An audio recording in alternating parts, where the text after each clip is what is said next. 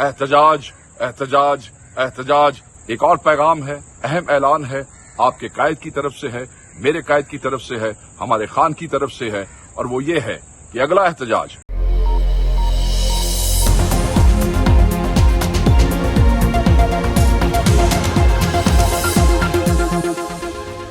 बिस्मिल्लाहिर्रहमानिर्रहीम। अस्सलाम वालेकुम। पाकिस्तान और दुनिया भर में देखने और सुनने वालों को अब्दुल कादिर का सलाम। अगले एहतजाज का बताता हूँ, लेकिन पहले ज़रा पिछले एहतजाज की बात कर लेते हैं, क्योंकि अडयाला से पॉलिसी आ गई है। खेल वाकई तब्दील हो रहा है और प्लानिंग भी बदल रही है, माहौल भी बदल रहा है। सब आपको बताता हूँ, क्योंकि पिंडी से लेकर कराची तक, ये मिसाल नहीं है, ये हकीकत है कि पिंडी से कराची तक सुनामी स्ट्रीट मूवमेंट में बदल रहा है। इमरान खान साहब से जब अक्सर मुलाकात रहती थी तो वो इस बात के ऊपर बड़ा जोर दिया करते थे। अभी तो मैं कोशिश करूंगा, अगर मुझे वो कहीं से वीडियो मिल गई तो मैं इस व्लॉग में इंक्लूड कर दूं, नहीं तो कल ढूंढ के लगा दूंगा, जिसमें वो स्ट्रीट मूवमेंट पे काफ़ी जोर दे रहे हैं कि मतलब उनके पास वो वाहिद सियासी जमात समझते थे पीटीआई को जिसके पास स्ट्रीट मूवमेंट है, और इसमें कोई शक नहीं है, कोई और सियासी जमात इस किस्म की स्ट्रीट मूवमेंट नहीं दिखा सकती। मैं आज आपको कहता हूँ कि हमने हर वक्त सिर्फ और सिर्फ पाकिस्तान का सोचा। हमारे पास इस वक्त स्ट्रीट पावर है, हम सारे पाकिस्तान को बंद कर सकते हैं। हमें सिर्फ के मुल्क के माशी हालात, आपको समझना चाहिए कि इस वक्त जंग है हकीकी आज़ादी की। हमने आज़ाद होना या नहीं होना, या इसी तरह ही चलते रहना है। पीछे से डोरियां कंट्रोल हुई, इलेक्शन कमीशन कभी आ गया, मीडिया के जरिए कभी किसी की प्रोपेगेंडा करके किसी को बुरा भला कह दिया, और ये चोर जो 30 साल से चोरी कर रहे हैं, ये मुल्क के ऊपर बैठे हुए हैं। ये मुल्क बना था, मैं फिर से आप सारी अपनी कौम को जगाना चाहता हूं। खैर, इसके ऊपर तफसील से कुछ ही देर में बात करते हैं। उधर 300 से ज़ायद वकला का एक ख़त सोशल मीडिया के ऊपर सर्कुलेट कर रहा है, जिसने हलचल मचा रखी है। टेलीविजन के ऊपर भी आ रहा है कि 300 से ज़ायद इंडिपेंडेंट वकला ने सुप्रीम कोर्ट के जजेस को, हाई कोर्ट के जजेस को ख़त लिखा है, और उस ख़त में क्या कहा गया, क्या मंदरजात हैं, उस पर भी बात करनी है। और आज तो मौलाना ने भी अखीर कर दी है, और ऐसे नपे तुले लफ्ज़ों में उन्होंने हुकूमत के आइनी तरमीम से मुतल्लिक इरादों को एक्सपोज किया है कि हुकूमत वाले भी सोच रहे होंगे कि इससे तो बेहतर था मौलाना से बात ना ही करते। तो मौलाना ने, वो चूँकि अंदर के भेदी हैं एक तरह से, तो उन्होंने पूरा राज ही खोल दिया, लेकिन बड़े ढके छुपे लफ्ज़ों में। तो सारी तफसील एक एक करके आपको बताता हूँ, लेकिन पहले ज़रा मज़ाहिया ख़बर सुन लें, क्योंकि टेंशन वाला माहौल है ना, बड़ी आस पास ज़रा अफरा तफरी की सी सिचुएशन है। लेकिन मज़ाहिया ख़बर आप सुने, और वो ख़बर ये है कि MQM ने हुकूमत से अलग होने पर सोचने की कोशिश शुरू कर दी है, या सोच विचार शुरू कर दिया। हर 6 महीने बाद MQM को कहीं ना कहीं अचानक से कुछ होता है और वो धमकी देते हैं कि जनाब हम हुकूमत से अलग होने पर गौर शुरू कर रहे हैं। आज भी कोई उनकी काबीना है, उनका पता नहीं कितने रुकनी काबीना है, उनका इजलास हुआ कि जनाब हम हुकूमत से अलग होने पर, ये हो के तो देखे हुकूमत से अलग। ये इनकी जो नशिस्तें हैं जो इनको मिली हैं, जो इनको दी गई हैं, वो पूरे कराची की 17 नशिस्तें कैसे मिली, कैसे दी गई, ये एक कोई ऐसी बहस नहीं है जिसके ऊपर किसी को पता ही नहीं है। सारा सबको सब कुछ पता है। और फिर किस वजह से हुकूमत से अलग होना है, अब आइनी तरामीम आ रही है ना आखिर में, तो इधर मौलाना साहब के दर पे सारे जा रहे हैं, उधर जनाब सारी कोशिशें हो रही हैं। तो जो अब अहमियत मौलाना को मिल रही है वो MQM को तो मिल ही नहीं रही। तो MQM जनाब वो पता नहीं कौन सा कराची का मसला है, उसके ऊपर जनाब अब उन्होंने सोच विचार शुरू कर दिया। ये हर 6 महीने के बाद होता है, ठीक है, कि हम हुकूमत से अलग होने लगे हैं, फिर इनकी प्राइम मिनिस्टर से एक मुलाकात होती है और सारा कुछ सॉर्ट आउट हो जाता है। और अभी भी एट द मोमेंट जब मैं आपसे बात कर रहा हूँ, तो इनकी पार्टी का एक अहम रहनुमा इस वक्त कहाँ पे है? वज़ीर आज़म शहबाज शरीफ के साथ है। अक़वाम मुत्तहिदा की UN जनरल असम्बली सेशन में वो हुकूमत का वफ्द बन के वहाँ पर मौजूद हैं। पूरा प्रोटोकॉल इंजॉय हो रहा है हुकूमत के ख़र्चे पर, या जैसे भी चले, मैं उसकी डिटेल में भी नहीं जाता, लेकिन अभी भी वो सरकारी प्रोटोकॉल के साथ है। और यहाँ पे जनाब पीछे के हम हुकूमत से अलग होने लगे हैं। तो मैंने सोचा थोड़ी सी मज़ाहिया सी खबर है, ये एक ऐसी बात है जो कभी हकीकत में बदल नहीं सकती, ना ये सोच सकते हैं इससे ज़्यादा, ये कहने से ज़्यादा, और ना ये कर सकते हैं। एनीवेज़, आज मौलाना ने भी एक बड़ा दिलचस्प जवाब दिया है हुकूमत को, अखीर ही किया। मैं उसके ऊपर थोड़ी देर में आता हूँ, लेकिन पहले ज़रा सियासी मंजरनामे के ऊपर डिस्कस कर लेते हैं। कल के रावलपिंडी जलसे के असरात अभी कम नहीं हुए थे, या यूँ कह लीजिए कि उसकी शेलिंग का धुआं अभी सही से थमा भी नहीं था कि सुनामी कराची की गलियों में दाखिल हो गया है। आज कराची में भी एक सुपर शो हुआ है और आवाम की बड़ी तादाद निकली है मज़ार-ए-कायद तक पहुँचने के लिए। और लग रहा था ना कि कल पिंडी का जो एंड हुआ है पिंडी जलसे का या एहतजाज का, वो थोड़ा इस किस्म का था कि शायद लोग डिसअपॉइंट हुए हों, मायूस हुए हों, लेकिन कोई नहीं।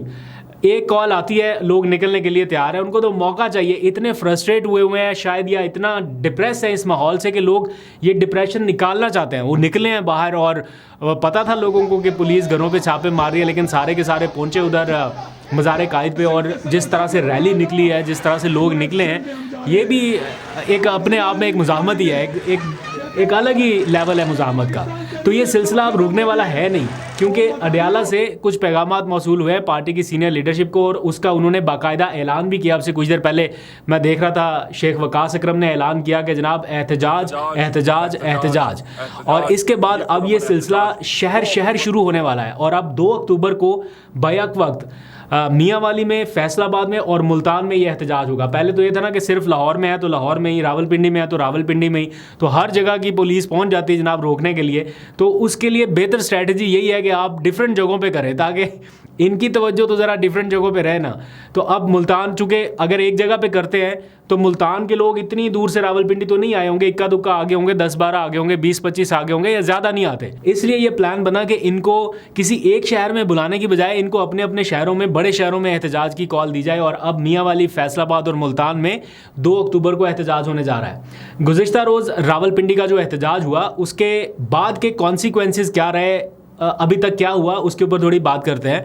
कुछ 60 के करीब मरकज़ी रहनुमाओं पर और फिर और भी ज़्यादा कुछ लोगों पर दहशतगर्दी के मुकदमात अलग दर्ज किए गए, दफ़ा 144 के मुकदमात अलग दर्ज किए गए, तोड़ फोड़ के भी 4 के करीब अलग अलग मुकदमात मुख्तलिफ थानों में दर्ज हुए। और आप जानकर हैरान रह जाएंगे, शायद अब तक आपके लिए यह हैरानी की बात ना हो कि सोशल मीडिया पर आप देख चुके होंगे, इतनी वायरल है। उनमें एक 80 साला खातून रोशन बीबी भी शामिल है, जिनके ऊपर मुकदमा कायम किया गया है और उनको भी वो रिमांड के लिए आज पेश किया गया। मतलब उनके चेहरों पे पड़ने वाली झुर्रियाँ देखें, उनकी उम्र का तकाजा देखें।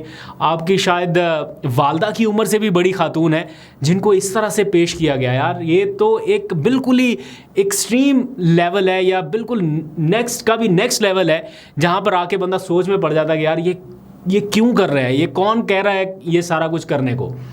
ये बीबी वाकई इमरान खान की दीवानी है और पेशावर से आई है। इसका एक इंटरव्यू कहीं वायरल है, मैं देख रहा था सोशल मीडिया पे।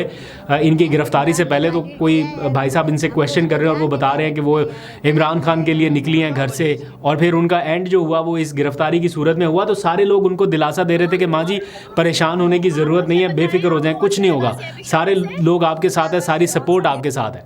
तो इमरान खान से सिर्फ 10 साल ही बड़ी हैं।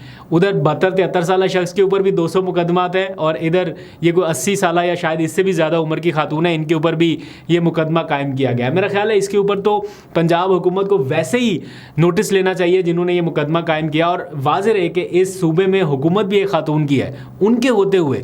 बहरहाल ये इसके ऊपर फिर बाद में और भी डिबेट हो सकती है। तो ये मुकदमा जो है वो उनके ऊपर कायम किया गया। आज सिमाबिया ताहिर को भी पेश किया गया, जिसके ऊपर मैं 2 दिन से बात कर रहा हूँ ना। सिमाबिया था, मैं ज़्यादा इसलिए बात कर रहा हूँ जो उनकी गिरफ्तारी का सारा मंजर था, जिस अंदाज से हुई। तो आज उन्होंने अपना वो छलनी हुआ दुपट्टा भी मीडिया को दिखाया, जिसकी हुर्मत उस गिरफ्तारी के दौरान पामाल हुई है। तो बड़े अफसोसनाक मुनाजर थे। आज इस्लामाबाद में आपको मालूम है सेव गज़ा के नाम से एक एहतजाज था, सेनेटर मुश्ताक अहमद उसको लीड कर रहे हैं। आज फिर वो एहतजाज था और आज वो और उनकी अहलिया गिरफ्तार हो गए। उनकी भी उम्र का तकाजा देखें, चेहरे पर दाढ़ी देखें और क्या उनके हालात हैं और किस कॉज के लिए कर रहे हैं, लेकिन कोई इस चीज़ का भी ख्याल नहीं है। और वो भी अपनी अहलिया के साथ मेरा ख्याल गालबन को दूसरी तीसरी दफ़ा गिरफ्तार हुए हैं मुसलसल। लेकिन वो भी शख्स जो है उसके भी हौसले की दाद बनती है कि वो भी कह रहा है कि रुकना नहीं है और थकना नहीं है। एक बार गिरफ्तार, 2 बार गिरफ्तार, वो तीसरी बार गालबन गिरफ्तार हुए हैं। तो आप अंदाज़ा करें, एक तरफ हुकूमत के लोग अक़वाम मुत्तहिदा में जाके तकारीर कर रहे हैं, उसका क्रेडिट ले रहे हैं, वो तस्वीर एडिट कर करके सोशल मीडिया के ऊपर डाली जा रही है। फ़लस्तीन के हवाले से कोर्ट आ रहे हैं जनाब के, बड़े ही कोई हमदर्दी है फ़लस्तीन के साथ, और अपने ही मुल्क में आप किसी को आवाज़ नहीं बनने दे रहे, किसी को आवाज़ नहीं उठाने दे रहे। तो ये बड़ी हैरानकुन एक सिचुएशन है। और ऑब्वियसली ये हुकूमत अपनी एक कमज़ोर लेजिटिमेसी की वजह से भी मुश्किलात का शिकार है कि इनके पास वो इखलाकी पावर नहीं है। अगर हो ना कि जनाब बिल्कुल मैंडेट है, वोट है, सारा कुछ है, तो कर ले एहतजाज, किसी ने करना है करे, किसी को क्या फ़र्क पड़ता है। बेशक रेड जोन में करें, कहीं और जाके करें, 0 पॉइंट पे करें, परेड ग्राउंड करें। लेकिन यहाँ पर मसला जो है वो कमज़ोर लेजिटिमेसी है, और इसका इजहार IMF ने भी किया कि हुकूमत को इस वजह से मुश्किलात का सामना आगे करना पड़ेगा। तो उसको काउंटर करने के लिए ये वो ताकत इस्तेमाल करना चाहती है हुकूमत जो आवाम ने उन्हें दी नहीं है। अवाम ने तो नहीं दिया ना मैंडेट, ना अवाम ने ये ताकत दिया, लेकिन फिर भी वो इस्तेमाल कर रहे हैं ये ताकत के हमारे बचाव का शायद यही एक वाहिद आसरा है। और इसकी कोशिश जो है वो एक मुमकिना आइनी तरमीम की सूरत में भी आने वाले दिनों में हो सकती है, अटैम्प्ट होनी है, ऑब्वियसली उसके लिए कोशिशें जारी हैं। और इस सारे मामले में एक बहुत दिलचस्प पेशरफ्त आज हुई है।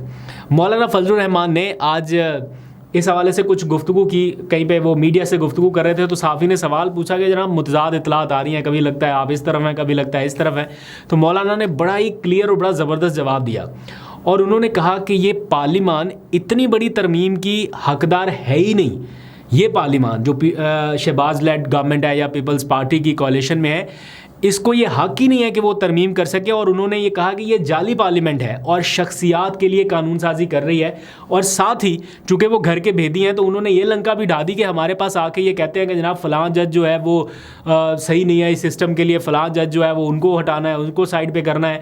तो उन्होंने कहा कि इस तरह तो कानून साजी या तरमीम नहीं हो सकती, आप एक शख्स के लिए कानून साजी नहीं कर सकते। हाँ, हमने आपके आइनी अदालत के मुतालबे पर गौर किया है, हमारा भी खुद का ये मुतालबा है, हम उस पर साथ देने के लिए तैयार है, पार्लियामेंट में किरदार अदा करने के लिए तैयार है।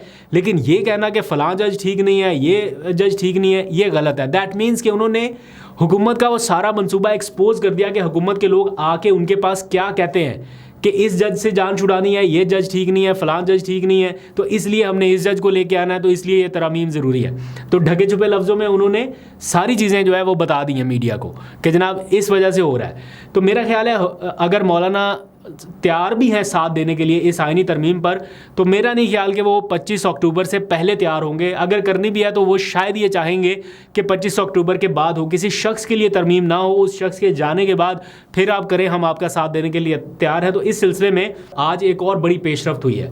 300 से ज़ायद जो वकला हैं, इंडिपेंडेंट वकला, उनका सुप्रीम कोर्ट ऑफ पाकिस्तान और हाई कोर्ट्स के जजेस के नाम एक खुला ख़त मंजर आम पर आया और उसने सुबह से हलचल मचाई है सोशल मीडिया पर।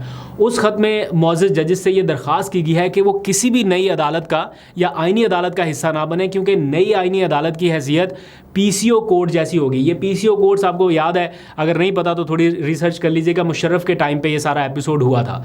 तो वो ये कह रहे हैं कि नई अदालत का जज बनने वाले जो PCO जजेस से मुख्तलिफ नहीं होंगे, जो भी बनेगा ना वो उनकी हैसियत ऐसी होगी कि ये PCO जजेस हैं, यानी ऑब्लाइज्ड जजेस हैं। और मुजवज़ा तरामीम का जो ड्राफ्ट है वो रात की चूँकि तारीकी में सामने आया है, नंबर्स पूरे नहीं है और नंबर पूरे करने के लिए मुंतखब नुमाइंदों से ड्राफ्ट भी शेयर नहीं किया गया और कुछ लोगों को उठाया गया, कुछ लोगों से ये जो भी एपिसोड चल रहा है इसका उन्होंने जिक्र किया वकला ने। और साथ ही उन्होंने अपने ख़त में कहा है कि मुजवज़ा आइनी तरामीम को उनकी हमायत हासिल नहीं है, यानी वकला की हमायत हासिल नहीं है और इस पर मुल्क में मौसर बहस भी नहीं कराई गई। सिर्फ ये कहा जा रहा है कि ये चार्टर ऑफ डेमोक्रेसी में लिखा गया है, इसलिए आइनी अदालत जो है वो कायम कर दी जाए। तो आप जजेस ने चूँकि आइन के तहफ़्फ़ुज़ का हल्फ ले रखा है तो आपके पास अब मौका है कि अपना इंतखाब करें। कल जब तारीख लिखी जाए तो उसमें ये ना हो कि आप लोग शामिल हुए इस आइनी तरामीम को सपोर्ट करने के लिए। तो ये 300 से ज़ायद इंडिपेंडेंट जो वकला हैं उन्होंने ये ख़त तहरीर कर दिया तमाम जजेस के नाम। अब देखते हैं इसके ऊपर कोई अमल दरामद होता है या नहीं होता, लेकिन PTI की ये जो एक स्ट्रीट मूवमेंट चली हुई है इसका ज़रूर कहीं ना कहीं इम्पैक्ट रहेगा।